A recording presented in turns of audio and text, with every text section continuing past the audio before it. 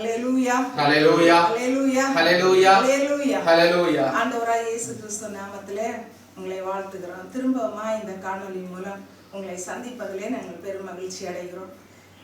இந்த 3வது வாரத்தின் ஆராதனைக்காக நாம் யாவரும் கண்களை மூடி நாம் ஜெபிக்கிறோம்.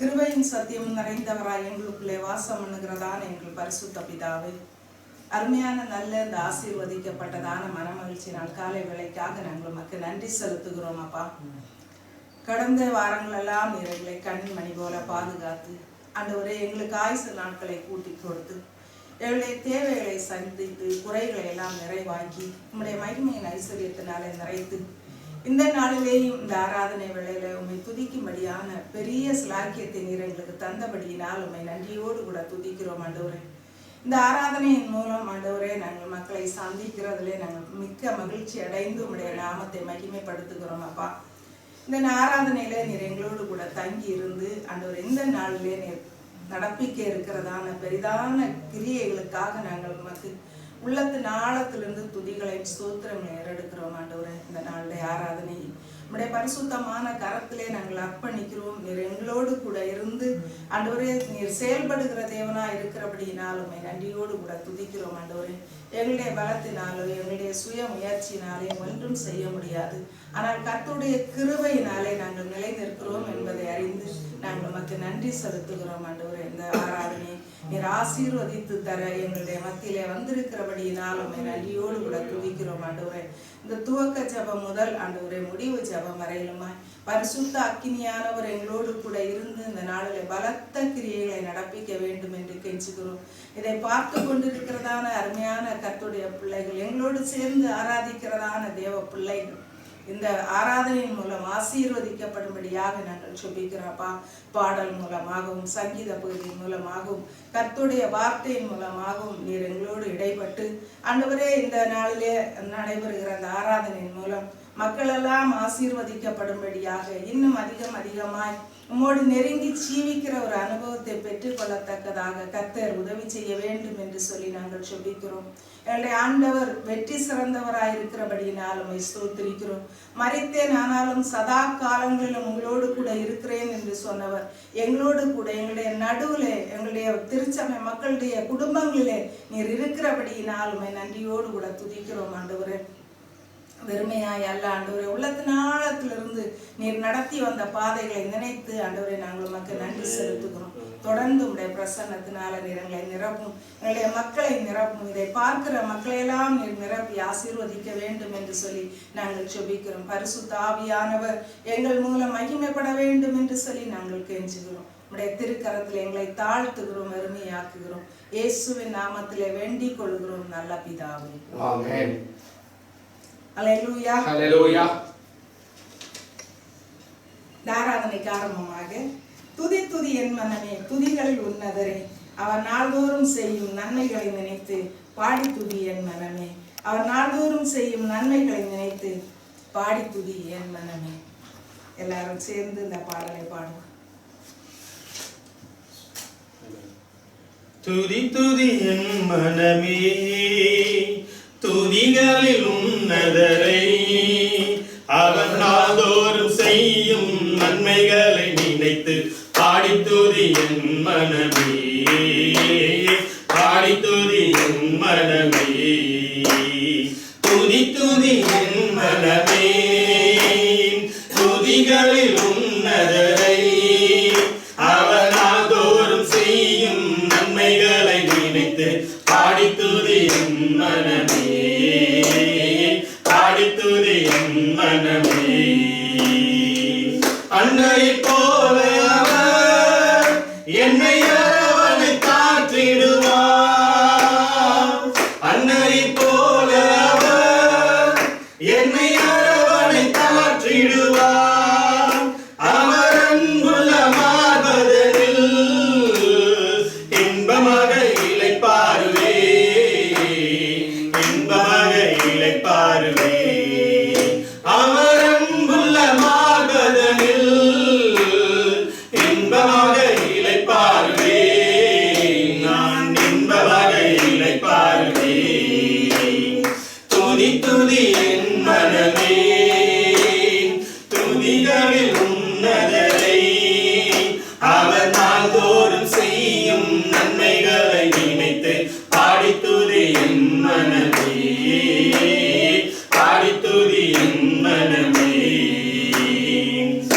கஷ்டங்கள் வந்திடவே நல்ல கர்த்தர் துணையவரே. கஷ்டங்கள் வந்திடவே நல்ல கர்த்தர் துணையவரே. துஷ்ட வைரிகள் நடுவிலவர் நல்ல பந்தி ஆயத்தம் செய்வார். நல்ல பந்தி ஆயத்தம் செய்வார். துஷ்ட வைரிகள் நடுவிலவர் நல்ல பந்தி ஆயத்தம் செய்வார். நல்ல பந்தி ஆயத்தம் செய்வார். துதி துதி என் மனமே துதிகளில் உன்னதரை.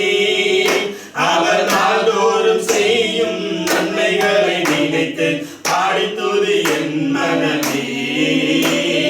பாடி துதி என் மனமே. பாருங்கள் அமர்ந்திடவே தீரவியாதியால் கலங்கினாலும். பாருங்கள் அமர்ந்திடவே தீரவியாதியால் கலங்கினாலும். அவர் காயத்தின் தழும்புகளால் வியாதிதனை விலக்கிடுவார். வியாதிதனை விலக்கிடுவார். அவர் காயத்தின் தழும்புகளால் வியாதிதனை விலக்கிடுவார். வியாதிதனை விலக்கிடுவார். துதி துதி என் மனமே துதிகளில் உன்னதரை. அவர் நாள்தோறும் செய்யும் நன்மைகளை நினைத்து பாடி துதி என் மனமே. பாடி துதி என் மனமே. சிங்கமோ வீரியன் பாம்போ பாலசிங்கமோ வாழு சர்ப்பமோ. சிங்கமோ வீரியன் பாம்போ பாலசிங்கமோ வாழு சர்ப்பமோ. அதன் தலை அதை நசுக்கிடவே தக்க பலன் தருபவரே. தக்க பலன் தருபவரே. அதன் தலை அதை நசுக்கிடவே தக்க பலன் தருபவரே. தக்க பலன் தருபவரே. துதி துதி என் மனமே துதிகளில் உன்னதரை. அவர் நாள்தோறும் செய்யும் நன்மைகளை நினைத்து பாடி துதி என் மனமே. பாடி துதி என் மனமே. துதி துதி என் மனமே துதிகளில் உன்னதரை. அவர் நாள்தோறும் செய்யும் நன்மைகளை நினைத்து பாடி துதி என் மனமே. பாடி துதி என் மனமே. அல்லேலூயா. ஹalleluya. அவர் நாள்தோறும் செய்யும் நன்மைகளை நினைத்து பாடி துதி என் மனமே. அருமையான கர்த்தருடைய பிள்ளைகளே, ஆண்டவர் நம்மை அனுதினமும் பாதுகாத்து வருகிறார். நம்மை போஷித்து உடுத்துவித்து வருகிறார். அதை நினைத்து நாம் அனுதினமும் ஆண்டவருக்கு நன்றி உள்ளவர்களாய் ஜீவிக்கும்படியான ஒரு பாடல். அடுத்த பாடல். யாக்கோபே நீ பயப்படாதே, கலங்கிடாதே, திகையாதே. உந்தன் தேவன் நான் உன்னோடு இருப்பேனே. கண்மணி போல் உன்னை காத்திடுவேனே, எதற்கும் கலங்காதே. கண்மணி போல் உன்னை காத்திடுவேனே, எதற்கும் கலங்காதே. அருமையான கர்த்தருடைய பிள்ளைகளே, கலக்கங்கள் நெருக்கங்கள் எல்லா சூழ்நிலைகளும் நமக்கு எதிராக இருக்கும் பொழுது ஆண்டவர் நம்மை பார்த்து சொல்கிறார், யாக்கோபே இஸ்ரவேல் பிள்ளைகளே நீங்கள் பயப்படாதீங்க, நான் உங்களுக்கு துணையா இருக்கிறேன் என்று சொல்லி ஆண்டவருடைய துணை நம்மோடு கூட இருக்கிறபடியினால தான் அருமையான கர்த்தருடைய பிள்ளைகளே நாம் இன்றைக்கும் நின்று ஆண்டவரை ஆராதித்து கொண்டிருக்கிறோம் என்பதில் சந்தேகம் இல்லை. அது மாத்திரமல்ல, அவருடைய வலக்கரத்தினால நமக்கு சகாயம் செய்கிறார், நீதி செய்கிறார். தண்ணீரை கடக்கும்போது உன்னுடனே நான் இருப்பேன், ஆறுகளை நீ கடக்கும்போது அலைகள் வருவதில்லை. எந்த சூழ்நிலையா இருந்தாலும் இயேசு நம்மோடு கூட வருகிறார். அல்லேலூயா. இந்த பாடலை உள்ளத்தின் ஆழத்திலிருந்து கண்கள் நம்முடைய கண்களில் கண்ணீர் வர வேண்டும் இந்த பாடலை பாடும்போது. என்றால் ஆண்டவர் நம்மை அற்புத விதமாய் அதிசய விதமாய் நடத்தி வருகிறார். அதை நினைத்து அல்லேலூயா. அக்கினியிலே நடக்கும்போது அதிலும் துணை இருப்பார். அக்கினி உன்மேல் பற்றி விடாமல் அனைத்து காத்துக்கொள்வார். ஹல்லேலூயா.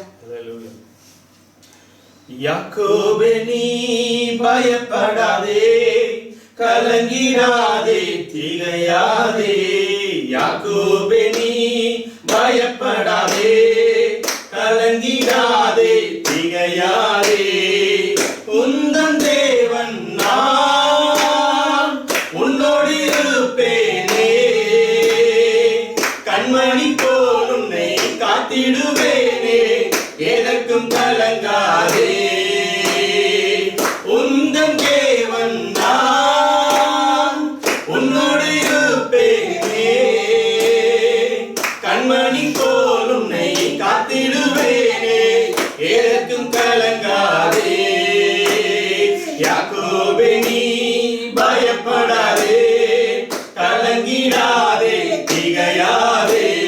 யாக்கோபே நீ பயப்படாதே, கலங்கிடாதே, திகையாதே.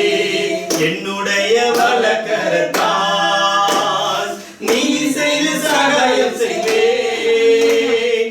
என்னுடைய வலக்கரத்தால் நீதி செய்து சகாயம் செய்வேன். இஸ்ரவேலே பயப்படாதே, தாங்கி தப்புவிப்பேன்.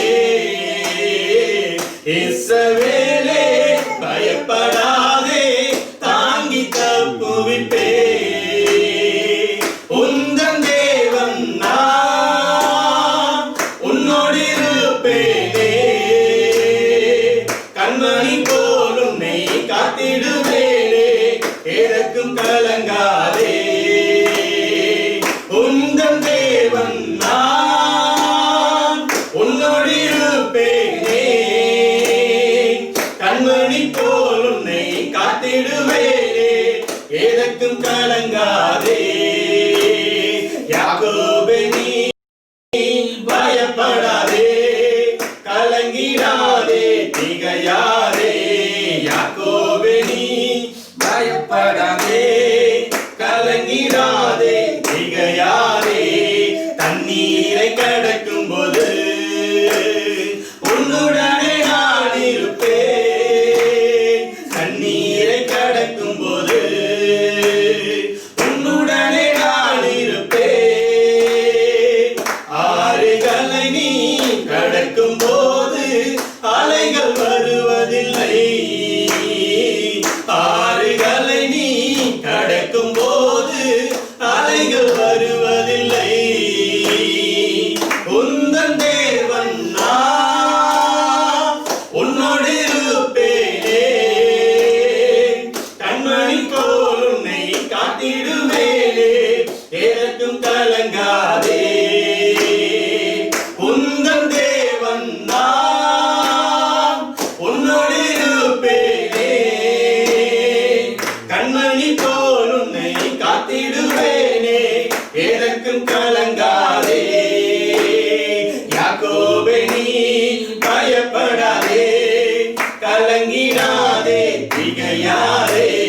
யாக்கோபே நீ பயப்படாதே, கலங்கிடாதே, திகையாதே. அக்கினியில் நடக்கும்போது அதிலும் துணை இருப்பார். அக்கினியில் நடக்கும்போது அதிலும் துணை இருப்பார். அக்கினி உன்மேல் பற்றி விடாமல் அணைத்து காத்திடுவார்.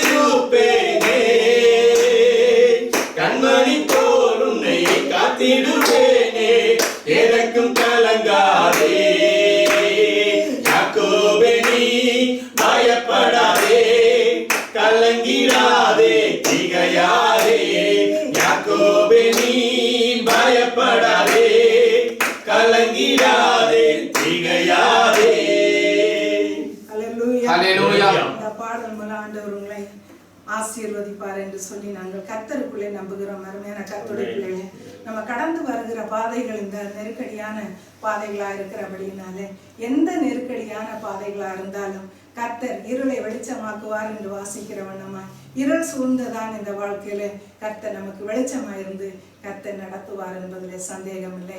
விசுவாசத்தோடு கூட நீங்களும் இந்த பாடல் மூலம் ஆசீர்வதிக்கப்படுவீர்கள் என்று நாங்கள் நம்புகிறோம். கர்த்தர் உங்களை ஆசீர்வதிப்பாராக. இந்த காலை வேளையில நாம் யாவரும் கண்களை மூடி விசேஷித்த நாட்களை கொண்டாட இருக்கிறதான அருமையான மக்களுக்காக நாம் ஜெபிக்க போறோம். ஒருவராய் பெரிய அதிசயங்களை செய்கிறதான எங்கள் பரிசுத்த பிதாவே, அருமையான நல்ல அந்த ஆசீர்வதிக்கப்பட்டதான மனமகிழ்ச்சி நாள் காலை வேளைக்காக நாங்கள் உமக்கு நன்றி செலுத்துகிறோம். ஆண்டவரே, காலை தோறும் புதிய கிருபைகளையும் நாள்தோறும் உத்தமமான ஆசீர்வாதங்களையும் கொடுக்கிறதான எங்கள் ஆண்டவருடைய திருக்கரத்திலே இந்த நாளிலிருந்து வருகிற ஞாயிற்றுக்கிழமை வரையிலும் பிறந்த நாட்களை கொண்டாட இருக்கிறதான அருமையான மக்களுக்காக நாங்கள் உமக்கு நன்றி செலுத்துகிறோம். தங்களுடைய பிறந்த நாட்கள், ஆண்டவரை திருமண நாட்கள், விசேஷித்த நாட்கள், ஆண்டவரை உம்மோடு கூட நல்மன சாட்சியின் உடன்படிக்கை செய்து கொண்டதான நாட்களை எல்லாம் நினைவு கூற இருக்கிறதான அருமையான பிள்ளைகள் யாரா இருந்தாலும் கர்த்தர் அவர்களை கண்ணோக்கி பார்த்து ஆண்டவரே இந்த புதிய ஆண்டுக்குள்ளாய் அவர்கள் பிரவேசிக்கும் பொழுது கர்த்தருடைய மகிமையின் பிரசன்னத்தினால் அவர்கள் நிரப்பப்படத்தக்கதாக ஆவியானுடைய ஆளுகை ஆண்டவரே பிள்ளைகளோடு கூட இருக்கும்படியாக நாங்கள் ஜெபிக்கிறோம். அப்பா, ஆண்டுகளை நன்மையினாலே முடிசூட்டுகிற எங்கள் தேவன், பாதைகளை நெய்யாய் பொழிய பண்ணுகிறதான தேவன், ஆண்டவரே இந்த வார்த்தையின்படியா என்னுடைய மக்களுடைய வாழ்க்கையில செழிப்பையும் ஆசீர்வாதத்தையும் ஆண்டவரை கர்த்தரை அறிகிற அறிவிலையும் வளர்ந்து பெருகத்தக்கதாக கர்த்தர் உதவி செய்ய வேண்டும் என்று சொல்லி நாங்கள் ஜெபிக்கிறோம். ஆண்டவரே, குழந்தைகளாயிருந்தால் இயேசுவானவர் எப்படி ஞானத்திலே கிருபையிலே மனுஷர் தயவிலே அதிகமாய் விருத்தி அடைந்தார் என்று வாசிக்கிற வண்ணமாய் அப்படிப்பட்டதான கிருபைகளோடும் ஞானத்தோடும் பிள்ளைகள் வளர்ந்து பெருகத்தக்கதாக உடைய நாமத்தினால் ஆசீர்வதிக்கிறோம். ஆண்டவரே, எல்லாவற்றுக்கும் மேலாக ஆண்டவரை கீழே வேறு பெற்றி மேலே நல்ல கனிகளை கொடுக்கக்கூடியதான ஆண்டவரே மக்களாய் இருக்கும்படியாக இந்த புதிய ஆண்டுல அப்படிப்பட்டதான கிருபைகளை நீர் மக்களுக்கு தர வேண்டும் என்று சொல்லி நாங்கள் ஜெபிக்கிறோம். ஆண்டவரே, தங்களுடைய நேரங்களையும் காலங்களையும் வீணடித்து விடாதபடிக்கு ஆண்டவரே கர்த்தர்களோடு கூட இன்னும் இன்னும் இன்னும் அதிகமாய் கிட்டி சேரத்தக்கதாக கர்த்தர் இந்த ஆண்டில் உங்களுடைய பிள்ளைகளுக்கு உதவி செய்ய வேண்டும் என்று சொல்லி நாங்கள் ஜெபிக்கிறோம். சத்தியத்தை அறிந்து கொள்ளவும், சத்தியத்தின்படி வாழவும், வேத வசனங்களுக்கு முதலிடம் கொடுக்கவும், ஆண்டவரே தேவனுக்கு அடுத்த காரியங்களிலே ஆண்டவரே தீவிரமாய் செயல்படக்கூடியதான அந்த நல்ல கிருபைகளை இந்த ஆண்டிலே நம்முடைய மக்களுக்கு தந்து ஆசீர்வதிக்க வேண்டும் என்று சொல்லி நாங்கள் ஜெபிக்கிறோம். நம்முடைய மகிமை நிறைந்த கரத்துக்களாய் அர்ப்பணிக்கிறோம். எல்லாவற்றிலும் நம்முடைய பிள்ளைகள் வாழ்ந்து சுகித்திருக்கட்டும். இயேசுவின் நாமத்தில் வேண்டிக் கொள்கிறோம் நல்ல பிதாவே, ஆமென். God bless you. SPA திருச்சபை உங்களை வாழ்த்துகிறேன். ஒரு பாடல், அருமையான ஒரு பாடல். இயேசுவின் மார்பில் நான் சாய்ந்துமே, இன்றும் என்றும் எந்த ஜீவ பாதையில் பாரிலே பாடுகள் மறந்து நான் பாடுவேன் என் நேசரை நான் போற்றியே. பாரிலே பாடுகள் மறந்து நான் பாடுவேன் என் நேசரை போற்றியே. வாழ்த்துவேன், போற்றுவேன், உம்மை மாத்திரம் நோக்கி என்றும் ஜீவிப்பேன். அல்லேலூயா.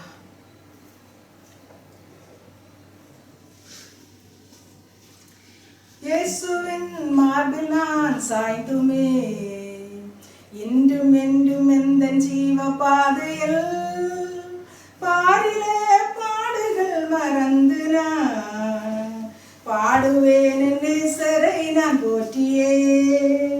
பாரிலே பாடுகள் மறந்து நான் பாடுவேன் என் நேசரை நான் போற்றியே.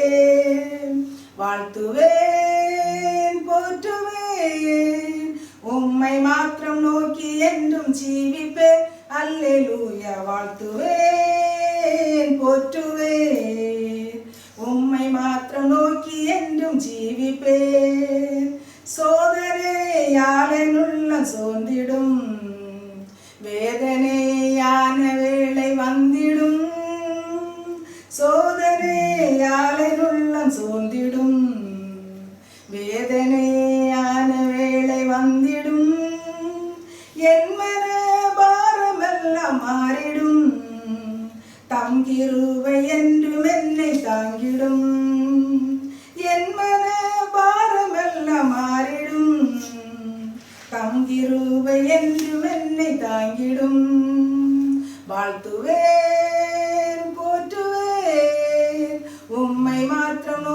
என்றும் ஜீவிப்பேன்.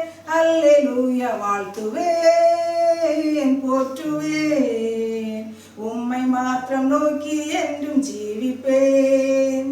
சிநேகிதர் எல்லாம் கைவிட்டிடினும் நேசராயேசனோடு இருப்பதால், சிநேகிதர் எல்லாம் கைவிட்டிடினும் நேசராயேசனோடு இருப்பதால், மண்ணிலன் வாழ்வை நான் விட்டேகியே மன்னவனாம் இயேசுவோடு சேருவேன். மண்ணிலன் வாழ்வை நான் விட்டேகியே மன்னவனாம் இயேசுவோடு சேருவேன். வாழ்த்துவேன் போற்றுவேன். உம்மை மாத்திரம் நோக்கி என்றும் ஜீவிப்பேன். அல்லேலூயா வாழ்த்துவேன் போற்றுவேன். உம்மை மாத்திரம் நோக்கி என்றும் ஜீவிப்பேன். என்றும் என் வேண்டுதல்கள் கேட்பாரே, என்றும் என் கண்ணீரை துடைப்பாரே. என்றும் என் வேண்டுதல்கள் கேட்பாரே, என்றும் என் கண்ணீரை துடைப்பாரே. ஏழையின் கஷ்டம் யாவும் நீக்கியே இயேசுவோடு சேர்ந்து நித்தியம் வாழுவேன். ஏழையின் கஷ்டம் யாவும் நீங்கியே இயேசுவோடு சேர்ந்து நித்தியம் வாழுவேன். வாழ்த்துவேன் போற்றுவேன். உம்மை மாத்திரம் நோக்கி என்றும் ஜீவிப்பேன். அல்லேலூயா வாழ்த்துவேன் போற்றுவேன். உம்மை மாத்திரம் நோக்கி என்றும் ஜீவிப்பேன். வாழ்த்துவேன் போற்றுவேன். உம்மை மாத்திரம் நோக்கி என்றும் ஜீவிப்பேன். அல்லேலூயா வாழ்த்துவேன் போற்றுவேன். உம்மை மாத்திரம் நோக்கி என்றும் ஜீவிப்பேன்.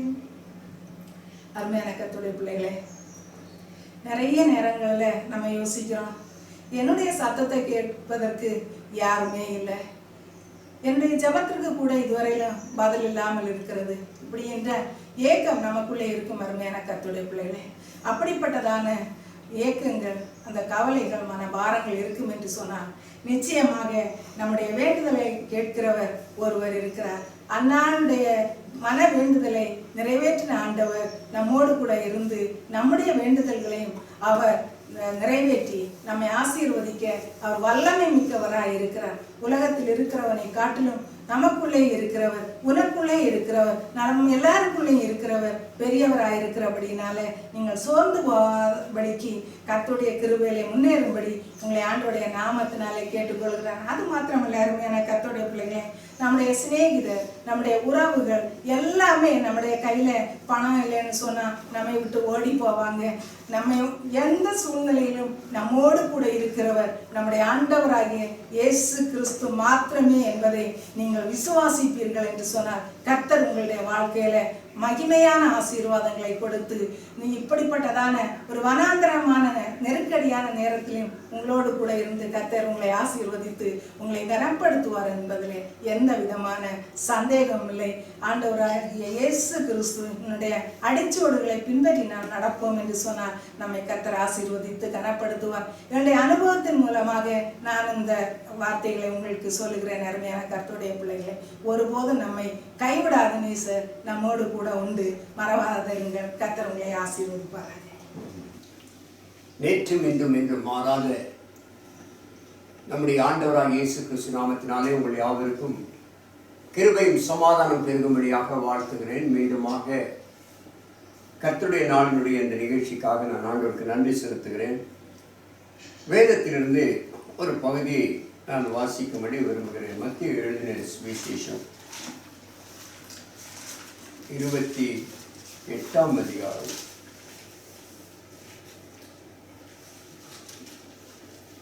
16ஆம் வசனத்திலிருந்து 20ஆம் வசனம் முடிய. மத்திய எழுதின சுவிசேஷம் 16ஆம் அதிகாரம் 28ஆம் அதிகாரம் 16ஆம் வசனத்திலிருந்து 20ஆம் வசனம் முடிய. 11 சீஷர்களும் கலிலேயாவிலே இயேசு தங்களுக்கு குறித்திருந்த மலைக்கு போனார்கள். அங்கே அவர்கள் அவரை கண்டு பணிந்து கொண்டார்கள். சிலரோ சந்தேகப்பட்டார்கள்.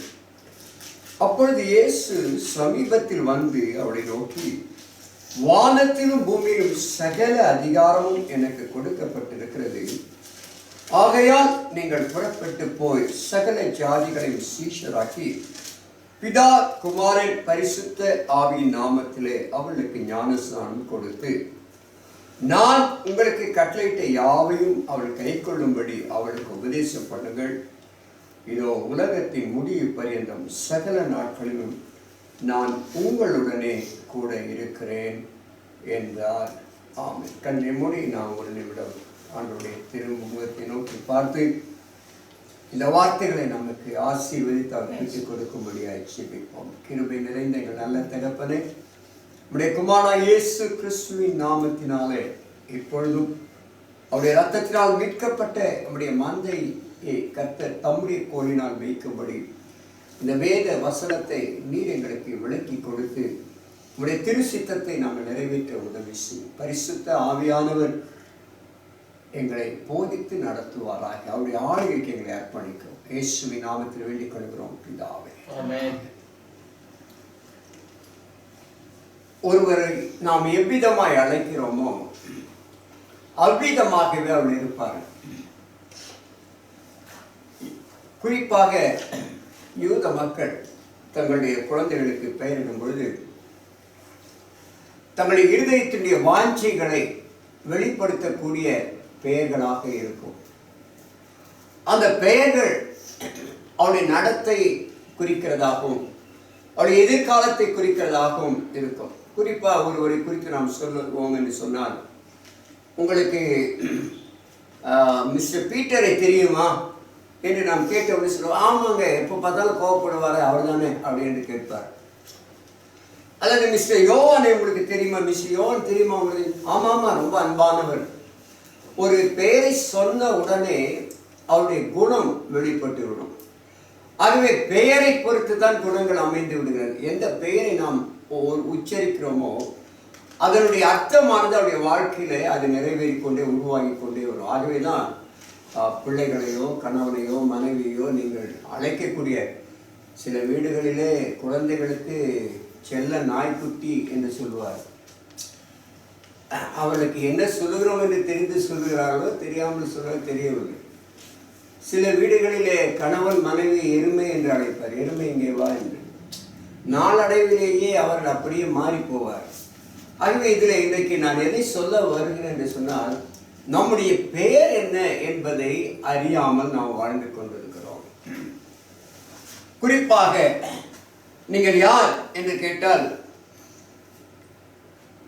நாங்கள் கிறிஸ்தவர்கள் என்று சொல்லுவோம். இன்னும் வேறு விதமாய் நாம் சொல்ல போனால் நாங்கள் எல்லாம் விசுவாசிகள் என்று சொல்லுவோம். ஆகவே இந்த ரெண்டு வார்த்தைகளை தவிர நாங்கள் கிறிஸ்தவர்கள், நாங்கள் விசுவாசிகள், நாங்கள் இந்த சபை விசுவாசிகள், நாங்கள் அந்த சபை விசுவாசிகள், நாங்கள் கிறிஸ்தவர்கள், இப்படி தான் நாம் அழைத்துக் கொள்கிறோம். நாம் நம்மை வெளிப்படுத்தி கொண்டிருக்கிறோம். நாம் மற்றவர்களுக்கு சொல்லுகிறோம், மற்றவர் நம்மை அழைத்துக் கொண்டிருக்கிறார். ஆகவேதான் இன்றைக்கு நம்முடைய ஆண்டவராகிய இயேசு கிறிஸ்துவின் நாமம் இந்த தேசத்தில் உயர்த்தப்படவில்லை, அவருடைய திருச்சபை கட்டப்படவில்லை என்பதற்கு அடிப்படை காரணம் நாம் யார் என்பதை இன்னும் சரியாய் புரிந்து கொள்ளாமல் இருக்கிறோம். புதிய ஏற்பாட்டிலே கிறிஸ்தவர்கள் என்று நாம் சொல்லுகிறோம் அல்லவா, கிறிஸ்தவர்கள் விசுவாசிகள் என்று சொல்லுகிறோமே, அப்படிப்பட்ட அந்த கூட்டத்தாருக்கு ஒரு பெயர் கொடுக்கப்பட்டிருக்கு. என்னென்னு சொன்னால் சீஷர்கள். நீங்கள் தயவு செய்து இந்த லாக்டவுன் காலங்களிலே தொலைக்காட்சி நிகழ்ச்சிகள், மற்ற காட்சிகள், WhatsApp group, online prayer meeting எல்லாமே நல்லது. ஆனால் குறைந்தபட்சம் நீங்கள் 1 மணி நேரம் வேதத்தை வாசிக்காதபடிக்கு 10 மணி நேரம் ஜெபித்தாலும் அதில் வல்லமை இருக்கு. ஆக வேதத்தை நன்றாய் வாசித்து பாருங்கள். புதிய ஏற்பாட்டில் 269 முறை கிறிஸ்தவர்கள் என்றல்ல, விசுவாசிகள் என்றல்ல, சீஷர்கள் என்று சொல்லி தேவனுடைய பிள்ளைகளை அழைக்கப்பட்டிருக்கிறார்கள். உதாரணமாக அப்போஸ்தலர் நடவடிக்கைகளின் புத்தகம் 6ஆம் அதிகாரம்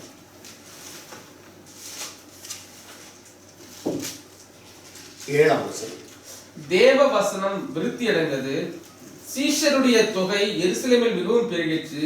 சீஷர்களுடைய தொகை பெருகிற்று. தேவ வசனம் விருத்தி அடைந்தது, சீஷர்கள் பெருகினார்கள். ஆகவே இன்றைக்கு நாம் யார் என்று கேட்கும் பொழுது முதலாவது நமக்கு ஒரு அறிவு வேண்டும், நமக்கு ஒரு தெளிவு வேண்டும் என்று சொன்னால், நான் சீஷன், ஆண்டவராக இயேசு கிறிஸ்துடைய சீடன் என்கிற அந்த உணர்வு, அந்த எண்ணம் மேலோங்கி நிற்க வேண்டும். ஏனென்று சொன்னால், ஆண்டவராக இயேசு கிறிஸ்துவை வாசிக்க கேட்ட இந்த வேத பகுதியில் மத்தேயு சுவிசேஷம் 28ஆம் அதிகாரத்தில் இது மிகப்பெரிய கர்த்தருடைய பெரிதான கட்டளை என்று சொல்லுகிறோம். கிரேட் கமிஷன் என்று சொல்லுவார்கள். இந்த கிரேட் கமிஷன் அதில் என்ன அவர் சொன்னார் சொன்னால், 19ஆவது வசனத்தில், ஆகையால் நீங்கள் புறப்பட்டு போய் சகல ஜனங்களையும் சீஷராக்கி பிதா குமாரன் பரிசுத்தாவின் நாமத்திலே அவளுக்கு ஞானஸ்நானம் கொடுத்து சீஷராக்குங்கள் என்பதுதான் ஆண்டவருடைய மிகப்பெரிய கட்டளை. ஆகிய இன்றைக்கு திருச்சபைகளிலே நாம் யாரை உருவாக்கி கொண்டிருக்கிறோம்? இங்கேதான் நாம் மிகப்பெரிய தவறை செய்து கொண்டு வருகிறோம். சீஷராக்கி, நான் உங்களுக்கு கட்டளையிட்ட யாவையும் அவள் கை கொள்ளும்படி அவளுக்கு உபதேசம் பண்ணுங்கள். ஆகவே இன்றைக்கு திருச்சபையிலே ஆண்டவரை ஏற்றுக்கொண்டு அவருடைய பிள்ளைகளாய் மாறி அவருடைய ரத்தத்துக்கு மாம்சத்துக்கு உரியவர்களுக்கு இந்த உலகத்திலே சொல்லப்பட வேண்டிய பெயர் என்று சொன்னால் சீஷன். உங்களுக்கு தேவனால் கொடுக்கப்பட்ட பெயர் என்று சொன்னால் சீஷன். ஆகவே நீங்கள் சீடர்களாய் இருக்க வேண்டும். இந்த உலகத்தில் ஒரு சீஷன் தான் இன்னொரு சீஷனை உருவாக்க முடியும். ஆகவே இன்றைக்கு நம்முடைய திருச்சபைகளிலே ஏன் நாமே எடுத்துக்கொள்ளலாமே, நாமே சீஷனா இல்லாதபடினால்தான் சீஷர்களை ஆக்க முடிவதில்லை. ஆகிய அருமையான தெய்வத்துடைய பிள்ளைகளை, கிறிஸ்துவுடைய சீஷர்கள் நீங்கள். இதை நீங்கள் உறுதிப்படுத்திக் கொள்ளுங்கள். இதை அடிக்கடி நீங்கள் சொல்லுங்கள், மற்றவர்களுக்கு சொல்லிக் கொடுங்கள். நான் இயேசு கிறிஸ்துவுடைய சீஷன். சீஷன் என்றால் என்ன என்று சொன்னால், சீஷன் என்று சொன்னால் அவரை பின்பற்றுகிறவன். இயேசு கிறிஸ்துவை பின்பற்று, followers of Jesus Christ. இயேசுவின் சீஷன் என்று சொன்னால் இயேசுவை நான் பின்பற்றுகிறேன், அவருடைய அடிச்சுவடுகளை நான் பின்பற்றுகிறேன் என்று சொல்லி. லூக்கா சுவிசேஷம் 6ஆம் அதிகாரம்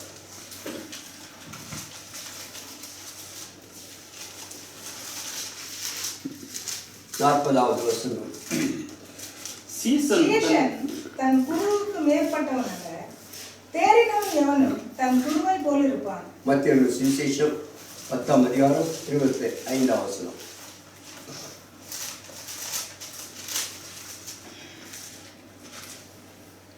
சீசன் தன் போதகனைப் போலவும் வேலைக்காரன் தன் எஜமானைப் போலவும் இருப்பது போதும், வீட்டெஜமானையே பேல்செபூல் என்று சொன்னார்களானால் அவன் வீட்டாரை அப்படி சொல்வது அதிக நிச்சயம் அல்லவா?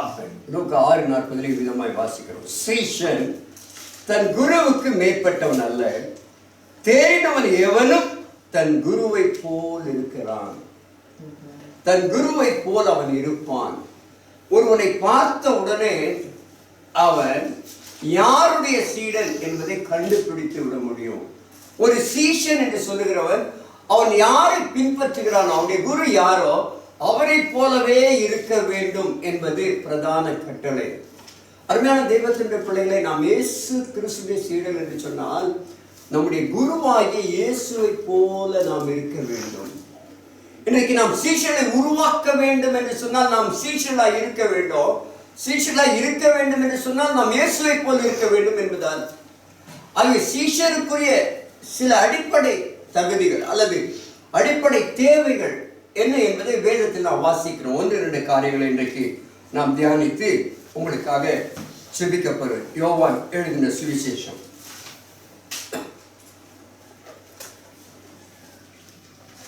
13ஆம் அதிகாரம் 34 வசனம் 35 வசனம். நீங்கள் ஒருவரை ஒருவர் அன்பாயிருங்கள், நான் உங்களில் அன்பாயிருந்தது போல நீங்களும் ஒருவரில் ஒருவர் அன்பாயிருங்கள் என்கிற புதிதான கட்டளையை உங்களுக்கு கொடுக்கிறேன். நீங்கள் ஒருவரில் ஒருவர் அன்புள்ளவர்களாயிருந்தால் அதனால் நீங்கள் என்னுடைய சீஷர்கள் என்று எல்லாரும் அறிந்து கொள்வார்கள். நீங்கள் ஒருவரில் ஒருவர் அன்புள்ளவர்களாயிருந்தால் அதனால் நீங்கள் என்னுடைய சீஷர்கள் என்று எல்லாரும் அறிந்து கொள்வார்கள் என்றார். நீங்கள் ஒருவரில் ஒருவர் அன்புள்ளவர்களாய் இருந்தால் அதனால் என்னுடைய சீஷர்கள் என்று சொல்லி மற்றவர்கள் அறிந்து கொள்வார்கள். இந்த உலகத்தில் இருக்கிறவர்கள் நீங்கள் இயேசு கிறிஸ்துவின் சீடர்களா? நம்முடைய பிரசங்கத்தினால் அல்ல, நம்முடைய சாட்சி சொல்லுவதனாலே அல்ல, நாம் ஒருவரில் ஒருவர் அன்புள்ளவர்களாய் இருக்கிறதை பார்த்த, அன்பினால் வாழுகிறதை பார்த்த உடனே நாம் இயேசுவின் சீடர்கள் என்று சொல்லுவார். அதில் மேலே சொல்லும் பொழுது ஆண்டவராய் இயேசு சொல்கிறார், உங்களுக்கு ஒரு புதிதான கட்டளை உங்களுக்கு கொடுக்கிறேன். 10 கட்டளைகள் ஏற்கனவே கொடுக்கப்பட்டிருக்கிறது. ஆனால் நானும் உங்களுக்கு ஒரு புதிய கட்டளை கொடுக்கிறேன். நான் ஒரே ஒரு கட்டளை கொடுக்கிறேன். இந்த ஒரு கட்டளை என்று சொன்னால் நீங்கள் ஒருவரில் ஒருவர் அன்பாயிருங்கள். இது இன்னும் ஆண்டவர் ஒரு இடத்துல விளக்கி சொல்லும் பொழுது முழு நியாயப்பிரமாணமும் கற்பனைகளும் கட்டளைகளும் ஒரே கட்டளையை அடங்கி இருக்கிறது. என்னென்று சொன்னால் நீங்கள் ஒருவர் அன்பாய் இருக்க வேண்டும், உன்னை போல் பிறனை நீ நேசிக்க வேண்டும். இதிலே எல்லா கட்டளையும் அடங்கிவிட்டது என்று சொல்லி மிக ரத்தின சுருக்கமாக நம்முடைய ஆண்டவர் மிக அழகாக தெளிவாக சொல்லி இருக்கிறார். அருமையான தேவனுடைய பிள்ளைகளே, இன்றைக்கு சுவிசேஷத்தை நாம் எப்படி அறிவிக்க முடியும் என்று சொன்னால் நாம் அன்பிலே நடந்து கொண்டால். ஒரு தேவனை அறியாத மார்க்கத்திலே இருந்த ஒரு இளைஞன், பக்தியோடு இருந்த ஒரு இளைஞன், அவன் கடவுளை தேடி பல புண்ணிய தலங்களுக்கெல்லாம் அவன் சென்று விட்டு பாதரட்சி அணியாதபடிக்கு தன்னுடைய கால்களிலே ரத்தம் வடியத்தக்க விதத்தில் அவன் நடந்து வந்து கொண்டிருக்கிறான், கடவுளை தேடுகிறான். அப்படி தன் தோல்வி அடைந்து ஒரு புண்ணிய ஸ்தலத்திலிருந்து அவன் திரும்பி வரும் பொழுது ஒரு காளை வண்டியை ஓட்டி கொண்டு போகிற ஒரு இளைஞன் அவரை பார்த்து, ஐயா, நீங்கள் ஏன் இப்படி நடந்தவர்கள் என்னுடைய வண்டியிலே வாகனத்தில் ஏறிக்கொள்ளுங்களேன் என்று சொல்லுகிறார். அந்த கடவுளை தேடி போன அந்த இளைஞனும் சரி என்று சொல்லி அந்த வாகனத்தில் ஏறி உட்கார்ந்து கொண்டு போகிறார். வழியிலே இந்த காளை மாட்டை ஓட்டி கொண்டு போகிற அந்த நபர் அந்த இளைஞனை கேட்கிறார், எங்கிருந்து வழி, என்ன செய்து என்று சொல்லி எல்லாம் கேட்டுக்கொண்டு வந்தவங்க சொல்கிறார், ஐயா, இந்த இரவு நீங்கள் எங்களோடு கூட தங்கி இருக்க முடியுமா? நீங்கள் தான் எங்கும் தங்குவதற்கு இடமில்லை என்று சொல்லி எங்கே போகணும்னு தெரியவில்லை, ஏன் நீங்கள் எங்களுடைய வீட்டிலே தங்கி இளைப்பாரி அடுத்த நாள் உங்களுடைய பயணத்தை தொடரலாமே என்று சொல்லி அவர் கேட்ட உடனே அந்த இளைஞன் ஒரு அரை மனதோடு காரணம் என்னன்னு சொன்னால், இவர் காலை வண்டி ஓட்டி கொண்டு போகிற இவருடைய வீடு ஒன்றும் வசதியாக இருக்காது, எப்படி இருக்குமோ என்னென்னு சொல்லி இந்த வண்டி போய் நிற்கிறது. அங்கே ஒரு தோட்டத்துக்குள்ளே ஒரு வீடு, அது ஒரு எளிய வீடு. அவர் போய் தன்னுடைய வீட்டிற்கு போகிறார். அந்த வீட்டில் அவனை அழைத்து கொண்டு போகிறார். போன உடனே அவருடைய மனைவி, பிள்ளைகள் மிக நேர்த்தியாக மிக சுத்தமாக அங்கே இருக்கிறார்கள். இந்த புதிய இளைஞனை பார்த்த உடனே அன்போடு கூட அந்த இளைஞனை வரவேற்று அவருடைய கால்களுக்கு தண்ணீர் கொடுத்து அவருடைய பாதங்களுக்கு எண்ணெய் பூசி அவளை அழைத்து அந்த இரவு அன்போடு கூட அவளுக்கு ஒரு விருந்தையும் பரிமாறுகிறாள். இந்த இளைஞன் அங்கே இருக்கும் பொழுது அவள் பேசுகிற காரியங்கள், அவள் நடந்து கொள்கிற விஷயங்களை எல்லாம் பார்த்த உடனே அவனால் ஒன்று புரிந்து கொள்ளவே முடியவில்லை. அவன் நினைத்தது ஒன்று, அவன் இதுவரைக்கும் உலகத்தில் பார்த்த குடும்பங்கள் வேறு, ஆனால் இந்த குடும்பத்திலே பார்க்கும் பொழுது ஒரு கடவுள் தேவன் அங்கே இருப்பதை போல அவன் உணர்ந்தான். அந்த இரவு அவள் ஜெபிக்க ஆரம்பிக்கிறாள். அப்பொழுது ஜெபித்து எல்லாம் முடித்த உடனே அந்த இளைஞன் இடத்துல கேட்கிறான், ஐயா, இவ்வளவு அன்புள்ள ஒரு குடும்பத்தை நான் எங்கும் பார்த்ததில்லை என்று சொன்ன உடனே சொன்னார், நாங்கள் ஆராதிக்கிற தேவன் அன்புள்ளவராக இருக்கிறார். அவர் அன்புள்ள தேவன். நாங்கள் அறியாமல் இருந்தோம், நாங்கள் ஆகாதவர்களாக இருந்தோம், பாவமான வாழ்க்கையில வாழ்ந்து கொண்டிருந்தோம், கள்ளச்சாராயத்தை காய்ச்சி கொண்டிருந்தோம். இப்படியெல்லாம் இருந்த எங்களை தேடி அந்த அன்புள்ள தேவன், எங்களுடைய பாவங்களுக்காக மரித்த தேவன், அவர் எங்களோடு கூட வாழுகிறதுனால அவரை போல நாங்கள் வாழ வேண்டும் என்று விரும்புகிறோம். அந்த இளைஞன் அன்றைக்கு இரவிலே ஆண்டவரை அறிந்து கொண்டான், ஆண்டவரை ஏற்றுக்கொண்டான், அவருடைய வாழ்க்கை மாறிற்று. மிகப்பெரிதான ஊழியக்காரனாக அவர் மாறினார் என்பது இன்றைக்கும் உலக திருச்சபை சரித்திரத்திலே சொல்லப்பட்டு கொண்டிருக்கிறது. அருமையான தேவனுடைய பிள்ளைகளை நாம் எவ்விதமாக வாழ்ந்து கொண்டிருக்கிறோம்?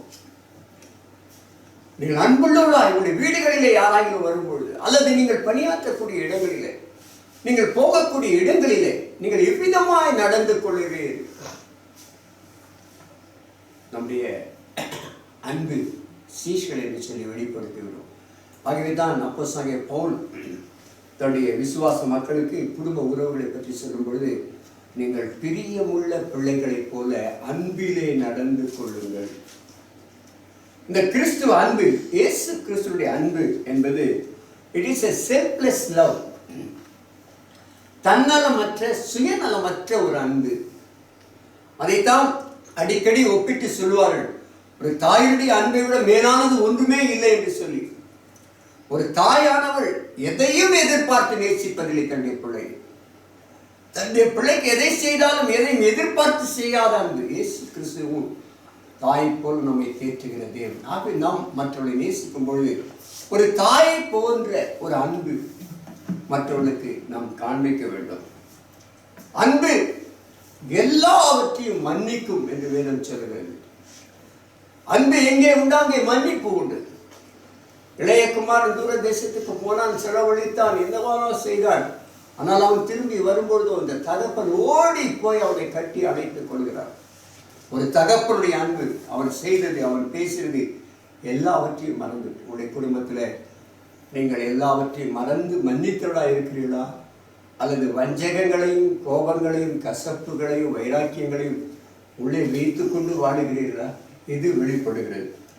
மூன்றாவது, தேவனுடைய அன்பு என்று சொன்னால் இட் இஸ் சாக்ரிஃபிஷியல் லவ். தன் சிநேகிதனுக்காக ஜீவனை கொடுக்கிற அன்பை காட்டிலும் பெரிய அன்பு கிடையாது. ஜீவனே போனாலும் பரவாயில்ல, நான் நேசிக்கிறேன் என்று சொல்வது கிறிஸ்துவனுடைய அன்பு. அன்பான தேவனுடைய பிள்ளைகளே, இந்த அன்பு நமக்குள்ளே இருக்கிறதா? அன்பினால் நிரம்பி இருக்கிறோமா? அன்பிலே நடந்து கொள்கிறோமா? ஆண்டவருடைய சீஷர்கள் என்றால் அவருடைய அன்பினாலே அறியப்படுவார்கள். அது குடும்பத்திலே, சமுதாயத்திலே, திருச்சபையிலே, நான் போகிற எந்த இடத்திலும் நம்முடைய அன்பு மாயமற்றதாய் இருக்க வேண்டும். அப்படி மாயமற்ற அன்புடையவர்கள் தான் கிறிஸ்துடைய சீடர்கள். இரண்டாவதாக, கிறிஸ்துடைய சீடர்கள் யார் என்று சொன்னால், யோவான் எழுதிய சுவிசேஷம் 15ஆம் அதிகாரம்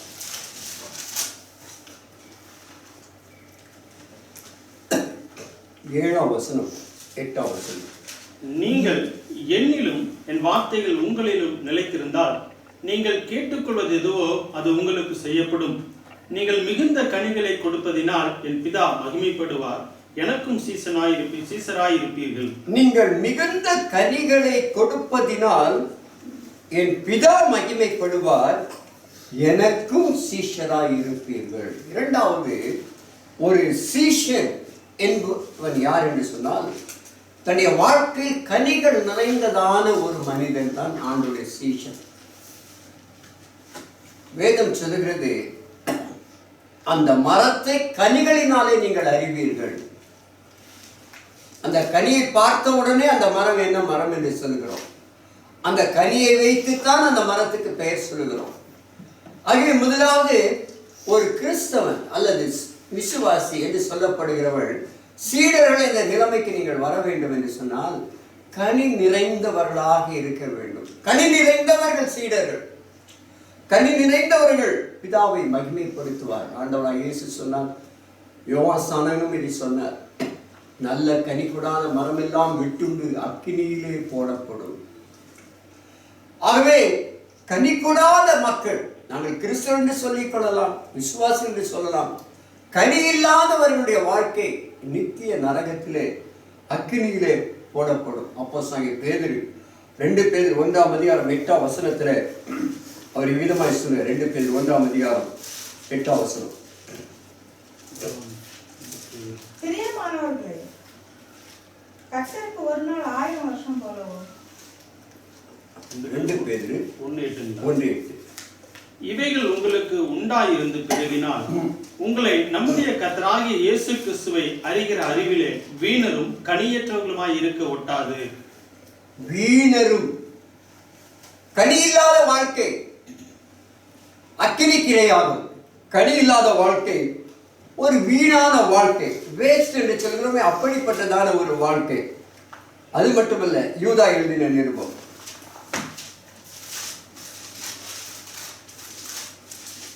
12வது வசனம்.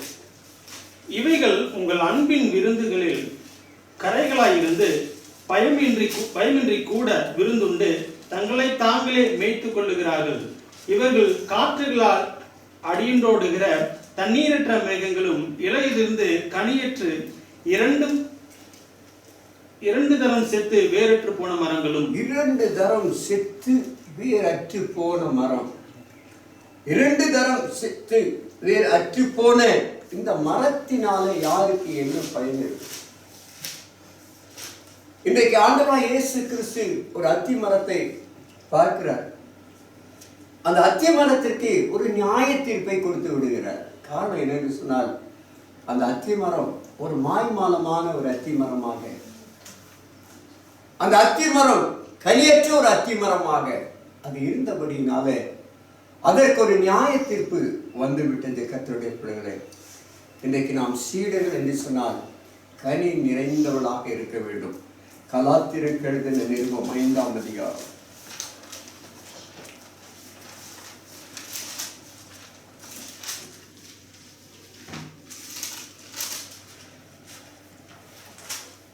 22ஆம் வசனம்.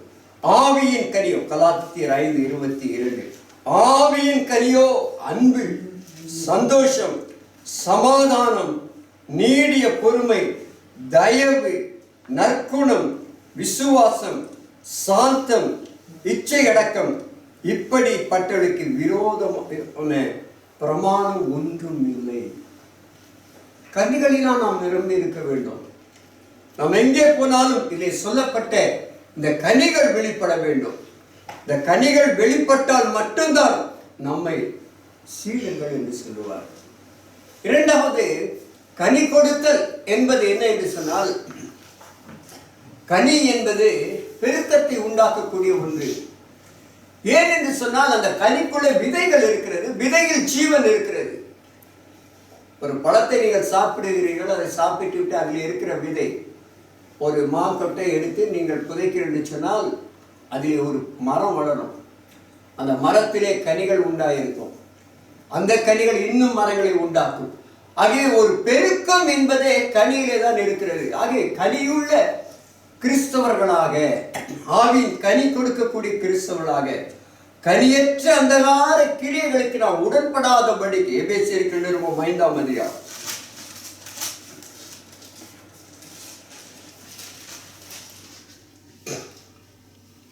9, எபேசியர் 5:9, ஆவியின் கனி சகல நற்குணத்திலும் நீதியிலும் உண்மையிலும் விளங்கும். இந்த ஆவியின் கனி எங்கே விளங்கும் என்று சொன்னால், நற்குணத்தில் விளங்கும், நீதியில் விளங்கும், உண்மையில் விளங்கும். கர்த்தருக்கு பிரியமானது இன்னது என்று நீங்கள் சோதித்திருப்பார்கள். ஆண்டவருக்கு எது பிரியம்? உங்களுடைய குருவுக்கு எது பிரியம்? உங்களுடைய குரு எப்படி நடக்கிறார் என்று சொன்னால், கர்த்தருக்கு பிரியமானது இன்னது என்று நீங்கள் சோதித்து பாருங்கள். கனியற்ற அந்தகார கிரியைகளுக்கு உடன்படாமல் அவைகளை கடிந்து கொள்ளுங்கள். கனியற்ற அந்தகார கிரியை. கனி இல்லை என்று சொன்னால் அந்தகாரம் இருக்கும். கனி இல்லை என்றால் நீங்கள் சீடர்கள் கிடையாது. ஆகவே அருமையான தேவனுடைய பிள்ளைகளே, கிறிஸ்துவின் சீடர்களாக நீங்கள் இருக்க வேண்டும். கிறிஸ்துவின் சீடர்கள் கனி நிறைந்தவர்களாக, ஆவியின் கனி நிறைந்தவர்களாக, நற்குணம் நிறைந்தவர்களாக, நீதி உள்ளவர்களாக, உண்மை உள்ளவர்களாக அவள் எப்பொழுதும் விளங்குவார்கள். ஏனென்று சொன்னால் அவருடைய குருவும் அப்படிப்பட்டவராக இருந்தார். மூன்றாவதாக ஒரு சீஷனுடைய அடையாளத்தை நாம் லூக்கா என்ற சுவிசேஷம் 14ஆம் அதிகாரம் 27ஆம் வசனத்திலே நாம் வாசிக்கிறோம். தன் சிலுவையை சுமந்து கொண்டு எனக்கு பின் செல்லாதவன் எனக்கு சீசனாய் இருக்க மாட்டான். தன் சிலுவையை சுமந்து கொண்டு எனக்கு பின் செல்லாதவன் எனக்கு சீஷனாய் இருக்க மாட்டான். நாம் ஆண்டவருடைய சீஷன் என்று அழைக்கப்பட வேண்டும் என்று சொன்னால் சிலுவை சுமக்க வேண்டும். இந்த சிலுவை குறித்து பல வியாக்கியானங்களை நாம் கேட்கிறோம், பல வியாக்கியானங்களை வாசிக்கிறோம். ஒரு எளிமையான வியாக்கியானத்தை உங்களுடைய மத்தியிலே முன்வைக்கும்படி நான் விரும்புகிறேன். உங்களுடைய தோளின் மேல் ஒரு சிலுவை, ஒரு பாரமான சிலுவை இருக்கிறது என்று வைத்துக் கொள்ளுங்கள். நீங்கள் எப்படி நடப்பீர்கள்? உடைய நடைகள் எப்படி இருக்கும்? உடைய பார்வை எப்படி இருக்கும்? உடைய சிந்தனை எப்படி இருக்கும் என்பதை மட்டும் நீங்கள் கொஞ்சம் யோசித்து பாருங்கள். முதுகிலே ஒரு பாரம் இருக்கிறவன் நிமிர்ந்து நடக்க மாட்டான். அவன் எப்பொழுதுமே குனிந்து நடப்பான். என்ன தெரியுமா? சிலுவை என்பது தாழ்மையின் சின்னம். பிலிப்பியர்கள் நிறுவம் 2ஆம் அதிகாரம்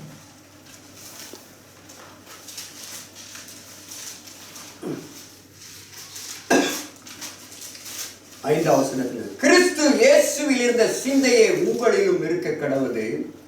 அவர் தேவனுடைய ரூபமாய் இருந்தும் தேவனுக்கு சமமாய் இருப்பதை கொள்ளையாடின பொருளாக எண்ணாமல் தம்மைத்தாமே வெறுமையாக்கி அடிமையின் ரூபம் எடுத்து மனுஷ சாயலானார். அவர் மனுஷ ரூபமாய் காணப்பட்டு மரண பரியந்தம், அதாவது சிலுவையின் மரண பரியந்தமும் கீழ்ப்படிந்தவராகி தம்மை தாமே தாழ்த்தினார்.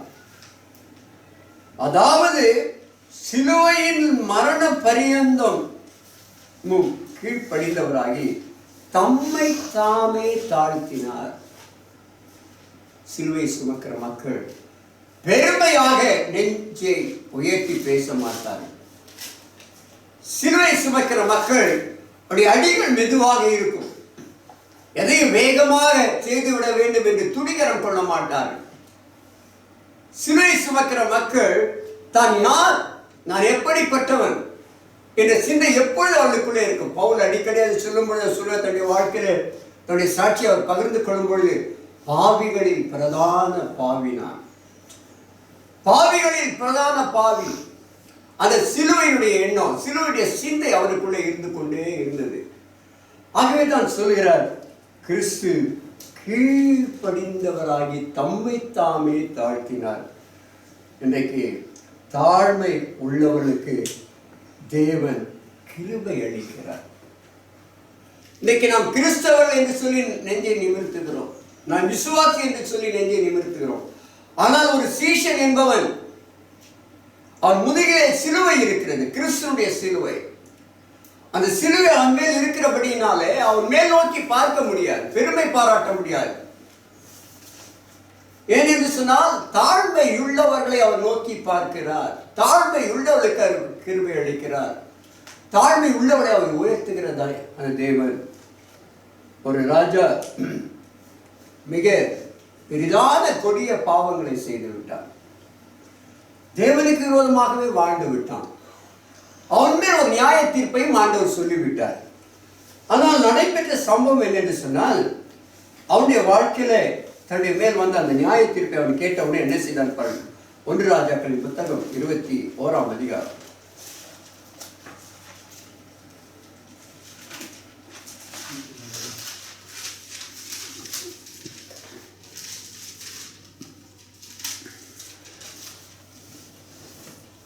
21ஆம் அதிகாரம் 24. 1 ராஜாக்கள் 21-24. ஆகாபின் சந்ததியில் பட்டணத்திலே சாகிறவனை நாய்களும் வெளியிலே சாவனை ஆகாயத்து பறவையும் தின்னும் என்றார். ஒரு நியாய தீர்ப்பு ஆகாபுடைய குடும்பத்தின் மேல் வந்துவிட்டது. 27வது வசனம். ஆகாப் இந்த வார்த்தைகளை கேட்டபோது தன் வஸ்திரங்களை கிழித்து தன் சரீரத்தின் மேல் ரெட்டை போர்த்து கொண்டு உபவாசம் பண்ணி ரெட்டிலே படுத்து தாழ்மையாய் நடந்து கொண்டான். அப்பொழுது கர்த்தருடைய வார்த்தை திஸ்பியனாகிய எலியாவுக்கு உண்டாயிற்று. அவர், ஆகாப் எனக்கு முன்பாக தன்னை தாழ்த்தினதை கண்டாயா என்று சொன்னார். அவன் தாழ்த்தினதை ஆண்டவர் கண்ட உடனே அந்த நியாய தீர்ப்பை அவர் மாற்றுகிறார். அவன் எனக்கு முன்பாக தன்னை தாழ்த்துகிறபடினால் நான் அவன் நாட்களில் அந்த பொல்லாப்பை வரப்பண்ணாமல். அருமையான தேவ மக்களே, நாம் இந்த உலகத்தில் வாழும் பொழுது எவ்வித சிந்தை உள்ளவளாய் நாம் வாழுகிறோம்? கிறிஸ்துவுடைய சிந்தை, தாழ்மையின் சிந்தை நமக்கு இருக்கிறதா? பெருமை உள்ளவர்களுக்கு தேவன் எதிர்த்து நிற்கிறார், தாழ்மை உள்ளவர்களுக்கோ அவர் கிருபை அளிக்கிறார். கிறிஸ்துவின் சீஷர்களாக தாழ்மையில் உள்ளவளாய் நீங்கள் நடந்து கொண்டால் மட்டும்தான் மற்றொரு சீஷராக்க முடியும். உடைய தாழ்மை மாயமா இல்லாதபடிக்கு கிறிஸ்துவை போல அவர் ஆண்டவர் சொல்லும் பொழுது, ஒரு சிறு பிள்ளையை போல எவனாயும் தன்னை தாழ்த்தாவிட்டால் அவன் பரலோக ராஜ்யத்தில் பிரவேசிக்க முடியாது. ஒரு சிறு பிள்ளையை போல் தன்னை தாழ்த்தியவன் பரலோக ராஜ்யத்தில் பெரியவனாய் இருப்பான். கிறிஸ்துவுடைய சீஷர்கள் சிலுவை சுமக்க வேண்டும், தாழ்மை என்ற சிந்தையோடு அவள் வாழ வேண்டும். கடைசியாக 14ஆம் அதிகாரம் லூக்கா சுவிசேஷம்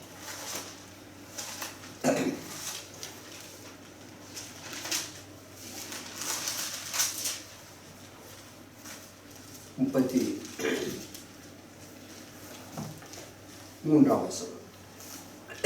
லூக்கா 14:33. அப்படியே உங்களில் எவனாகிலும் தனக்கு உண்டானவைகளை எல்லாம் வெறுத்து விடாவிட்டால் அவன் எனக்கு சீசனாய் இருக்க மாட்டான். அப்படியே உங்களில் எவனாகிலும் தனக்கு உண்டானங்களை எல்லாம் வெறுத்து விடாவிட்டால் அவன் எனக்கு சீஷனாய் இருக்க மாட்டான். நீங்கள் இயேசு கிறிஸ்துடைய சீடர்களா? அப்படி இயேசு கிறிஸ்துடைய சீடர்கள் என்று சொன்னால் உங்களுக்கு இருக்க வேண்டிய அடையாளம் எல்லாவற்றையும் வெறுத்து விட்டவளாக இருக்க வேண்டும். இந்த வசனத்தின் அடிப்படையில் இது வேறொரு சுவிசேஷம் சொல்லும் பொழுது, பிள்ளைகளையாவது தாயையாவது மனைவியாவது எல்லாரையும் வெறுத்து விடாவிட்டால், இவையுடைய அர்த்தத்தை, உள்ளான அர்த்தத்தை நாம் மிக தெளிவாக புரிந்து கொள்ள வேண்டும். ஆண்டவர் எல்லாரையும் வெறுத்து விடுங்கள் என்று சொல்லவில்லை. அவருடைய முதன்மையான அன்பு, நம்முடைய முழுமையான அன்பு யாரிடத்தில் இருக்க வேண்டும் என்று சொன்னால் ஆண்டவரிடத்தில் இருக்க வேண்டும். நான் ஆண்டவரை நேசிக்கிறேன். ஒரு இளைஞர் விதமாய் அவருடைய அனுபவ சாட்சி அவர் சொன்னார். என்ன சொன்னார்னு சொன்னால், அரசாங்க உத்தியோகத்தை அவருடைய குடும்பத்திலே அவர் தான் வேலைக்கு வருகிறார். ஒரு நல்ல அரசாங்க உத்தியோகம், நல்ல சம்பளம். அப்பொழுது ஆண்டவர் அவரை தன்னுடைய முழு நேர பணிக்காக அவரை அழைக்கிறார். இந்த மனிதன் ஒரு குறிப்பிட்ட ஜனங்களுக்காக ஜெபிக்கிறார். ஆண்டவரே, யாரையாகிலும் அந்த இன மக்களை சந்திக்கும்படி ஒரு ஊழியக்காரரை அனுப்ப மாட்டீரா என்று சொல்லி அவர் ஜெபிக்க ஆரம்பிக்கிறார். அப்பொழுது ஜெபிக்கும் பொழுது ஆண்டவருடைய தெளிவான சத்தம் கேட்கிறது, நீ ஏன் போகக்கூடாது? அவர் சொல்லுகிறார், ஆண்டவரே, போக எனக்கு விருப்பம்தான். எனக்கு திருமணமாகாத 3 இளைய சகோதரிகள், வயதான பெற்றோர்கள், இந்த குடும்பத்தை தாங்கக்கூடிய நான் தான் ஆண்டவரே. நான் அதை விட்டு விட்டால், இந்த வேலை விட்டு விட்டால் அவருடைய நிலைமை என்ன ஆகும்? இந்த கேள்வி அவருக்குள்ளே போய்கொண்டே இருந்தது. ஒரு நாள் ஜெபத்தில் அவர் சொன்னார், ஆண்டவரே, என் தகப்பனே, என் தாயே, என்னுடைய சகோதரிகளை உம்முடைய கரத்தில் ஒப்பு கொடுக்கிறேன். நான் அவர்களை அர்ப்பணித்து விடுகிறேன். உமக்காக நான் அவர்களை தியாகம் செய்து விடுகிறேன். நீர் எடுத்துக்கொள்ளும், அவர்களை உடைய கரத்திலே கொடுத்து விடுகிறேன். நீர் பார்த்துக் கொள்ளும், நான் உம்முடைய காரியமாக போகிறேன் என்று சொல்லி அந்த இளைஞன் தன்னுடைய பணியை அரசாங்க பணியை ராஜினாமா செய்துவிட்டு அந்த மக்கள் கூட்டத்தின் நடுவிலே போய் அவர் ஊழியம் செய்ய ஆரம்பித்தார். ஊழியம் செய்ய ஆரம்பித்த போது ஒரு பெரிய எழுப்புதல், அநேக மக்கள் ரட்சிக்கப்பட்டார்கள், அநேக சபைகள் கட்டப்பட்டது. ஆண்டவர் அவரை வல்லமையாய் பயன்படுத்தினார். ஆனால் உண்மையும் கிருபை நிறைந்த தேவன் அவருடைய 3 சகோதரர்களுக்கும் அரசாங்க வேலைகள் கிடைக்க செய்தார். 3 பேரும் அரசு அதிகாரிகளை மாற கிருபை செய்தார். தன்னுடைய பெற்றோர்களுக்கு ஒரு நல்ல வீட்டை அந்த பிள்ளைகள் கட்டி கொடுக்க, நல்ல இடங்களிலே அவள் திருமணம் செய்து கொடுக்க கர்த்தர் அற்புதமான காரியங்களை செய்தார். தேவன் வெறுத்து விடாவிட்டால் என்று சொன்னால் என்னென்றால், என்னை விட அதிகமாக என்னை நேசிக்காதே, அவளை நான் பார்த்துக் கொள்வேன். இதைதான் நாம் ஆபிரகாமுடைய வாழ்க்கையிலே பார்க்கிறோம். இந்த காரியங்கள் நடந்த பின்பு ஆபிரகாமை நோக்கி, ஒரேக புதல்வன், ஒரே குமாரன், நீ நேசிக்கிறவன், உனக்கு புன்னகை மன்னனாய் இருக்கக்கூடியவன், அவனை கொண்டு போய் பலியிடு என்று சொல்கிறார். ஆபிரகாம் ஆண்டவரை அதிகமாய் நேசித்தான். ஆசீர்வாதத்தை அல்ல, ஆசீர்வதிக்கிறவரை நேசித்தான். அவருடைய வாக்குத்தத்தத்தை அவன் விசுவாசித்தான். ஆகவே ஆண்டவரே, ஈசாக்கை உமக்கு கொடுப்பது எனக்கு சந்தோஷம், ஏனென்றால் ஈசாக்கை நீர்தானே கொடுத்து என்று சொல்லிதான். அதனால் தான் அவன் சொன்னான், யெகோவா ஈரே என்று மகிழ்ச்சியோடு கூட பாடல் பாடிக்கொண்டு பலி செலுத்த போனான். பர்னபா என்ற ஒரு புதிய பாட்டு ஒரு மனுஷன் நாம் பார்க்கிறோம். விதத்திலே அவருடைய ஊழியத்தை குறித்து பரிசுத்த ஆவியானவர் விதமாக எழுதி வைத்திருக்கிறார். அப்போஸ்தலர்களுடைய புத்தகம் 11ஆம் அதிகாரம்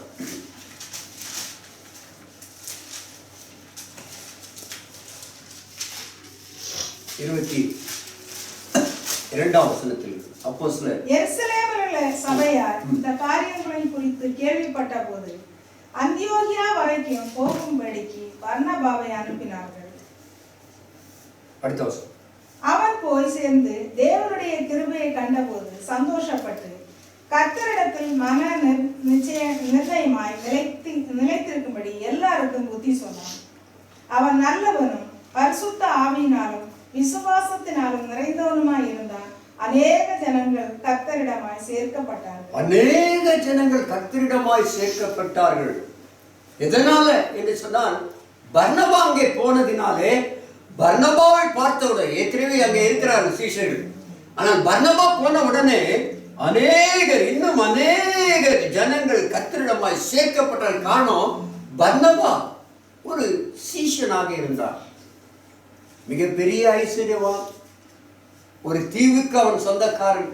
இப்படிப்பட்ட பல நிலைமைகள் இருந்தாலும் அவைகளை அவன் நேசிக்காதபடிக்கு ஆண்டவரை நேசித்து அவள் எல்லாம் ஆண்டவருடைய பாதத்திலே போட்டுவிட்டு அவருக்கென்று சொல்லி சீஷனாய் வாழ முற்பட்ட போது அவனை கர்த்தர் பயன்படுத்தினார். அவன் அநேக சீஷரை உருவாக்கினார். அடுத்த வசனத்தை நாம் பார்க்கிறோம். பின்பு பர்னபா சவுலை தேடும்படி தர்சுக்கு புறப்பட்டு போய் அவனை கண்டு அந்தியோக்கியாவுக்கு அழைத்து கொண்டு வந்தான். இந்த பர்னபா இன்னொரு சிறந்த ஒரு அப்போஸ்தலனை உருவாக்கக்கூடிய அவன் மாறி போனான். காரணம் என்ன என்று சொன்னால், அவன் எல்லாவற்றையும் வெறுத்து விட்டு தேவனை அதிகமாய் நேசித்தான். ஏசாயா புத்தகம் 53ஆம் அதிகாரம். நம்முடைய குருவாகிய ஆண்டவரை குறித்து அங்கே ஒரு வார்த்தை சொல்லப்பட்டிருக்கிறது பாரு. 53ஆம் அதிகாரம் 10ஆம் வசனம். கர்த்தரோ அவரை நொறுக்க சித்தமாகி அவரை பாடுகளுக்கு உட்படுத்தினார். அவருடைய ஆத்துமா தன்னை குற்ற நிவாரண பலியாக ஒப்பு கொடுக்கும் போது அவர் தமது சந்ததியை கண்டு நீடித்த நாளாய் இருப்பார். கர்த்தருக்கு சித்தமானது அவர் கையினால் வாய்க்கும். அவருடைய ஆத்துமா தன்னை, ஆண்டவராகிய இயேசு கிறிஸ்து தன்னைத்தானே குற்ற நிவாரண பலியாக ஒப்பு கொடுக்கும் போது அவர் தமது சந்ததியை கண்டார், நீடித்த நாட்களாய் இருப்பார். கர்த்தருக்கு சித்தமான அவருடைய கையினாலே வாய்க்க. ரெண்டு விஷயம். ஒன்று, நித்திய காலம், நித்திய ஜீவன் கிடைக்கும். இன்னொன்று, ஒரு சுதந்திரத்தை, ஒரு கூட்ட மக்களை நாம் காண முடியும். எப்பொழுது என்று சொன்னால், நாம் நம்மை ஆண்டவருக்கு என்று சொல்லி முற்றிலுமாக அர்ப்பணிக்கும் பொழுது, நமக்கு உண்டான எல்லாவற்றையும் ஆண்டவருடையது என்று சொல்லிவிட்டு, நான் ஆண்டவரை நேசிக்கிறேன், இவைகளை உடைய கரத்திலே கொடுக்கிறேன் என்று சொல்லி நாம் அவைகளை விட ஆண்டவரை நேசித்தால், நம்முடைய அன்பு ஆண்டவர் பேரிலே இருந்தால், ஆண்டவருக்காக எதையும் செய்ய ஆயத்தமாக இருந்தால், ஆண்டவருக்காக எதையும் இழக்க ஆயத்தமாக இருந்தால் தான் நாம் சீடர் என்று அழைக்கப்படுவோம். அப்படிப்பட்ட சீடர்களை பார்க்கும் பொழுது அநேக ஜனங்கள் கர்த்தரிடத்திலே வருவார்கள். அருமையான ஆண்டவருடைய பிள்ளைகளே, அருமையான சீடர்களே, இந்த நாளிலே உடைய பொறுப்பை நீங்கள் உணர்ந்து கொள்ளும்படியாக உங்களை நான் அன்போடு கூட வேண்டிக் கொள்கிறேன். நீங்கள் சீஷராக மாற வேண்டும், அநேகரை சீஷராக மாற்ற வேண்டும். ஒவ்வொரு கிறிஸ்தவனுக்கும், ஆண்டவரை விசுவாசிக்கிற ஒவ்வொருவனுக்கும் தேவனுடைய கட்டளை என்று சொன்னால், நாம் சீஷராகி மற்றவருடைய சீஷராய் மாற்ற வேண்டும். சீஷன் குருவை போல் இருக்க வேண்டும். நீங்கள் உங்களுடைய வீடுகளிலே, உடைய சமுதாயத்திலே, பணியாற்றக்கூடிய இடங்களிலே இயேசுவை போல நடந்து கொள்ளுங்கள். இந்த இடத்திலே இயேசு இருந்தால் எப்படி இருக்கும்? ஒரு வீட்டிலே இயேசு இருந்தால் அந்த வீடு எப்படி இருக்குமோ அப்படி இருக்க வேண்டும் உங்களுடைய வீடு. நீங்கள் ஒரு இயேசுவை போல, ஒரு குருவை போல நீங்கள் இருக்க வேண்டும். எதினாலே என்று சொன்னால் அன்பினாலே. நீங்கள் குருவை போல் இருக்க வேண்டும். எதினால் என்று சொன்னால் கனி நிறைந்தவர்களாக.